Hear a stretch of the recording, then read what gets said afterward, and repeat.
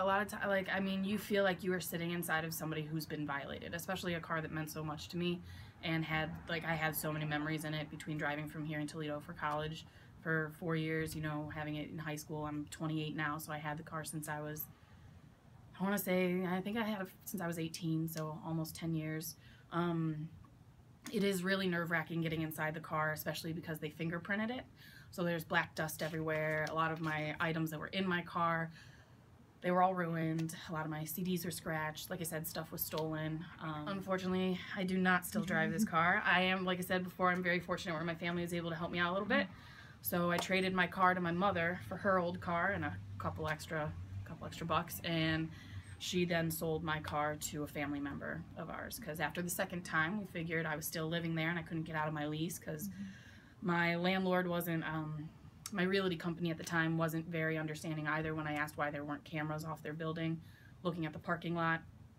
And then they said it was the cops' thing to do, and the cops said that it was the realty company thing to do because it was a city lot, so there's a little confusion there between that. But wasn't going to take my car back to that lot again afterwards, so switched cars. I'm now driving a Honda, a 10-year-old Honda Pilot. So the Honda Pilot that I'm driving, it's like an '07, I think. It does come with a safety security thing, but I do also have a club for backup. I am also now living in a house where I have a driveway that I park my car in, so I'm not parking in a city lot that's kind of tucked away behind a bunch of buildings and may not always get the most like regular watch on it. So I would hope after my car is stolen there twice, it does, but I do think that that helps too, just having your own driveway. You know, people are going to be less likely to try to walk up here, but I do have the club sitting underneath my front seat, just in case I'm parking somewhere that I'm not too sure about. Definitely, if you're questionable at all about an area, to save you the money and what you might have to do in going about getting your car back, definitely get some kind of security system, even if it's a false one,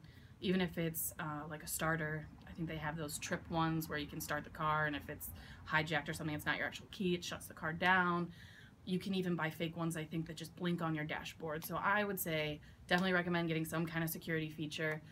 Maybe if you're like me and you're only making $10 an hour and you can't really afford to get a whole brand new car, make sure that the car that you are buying, that maybe the locks aren't so close to the window where they could easily break a window, flip that lock up, and then get access to your car. Okay.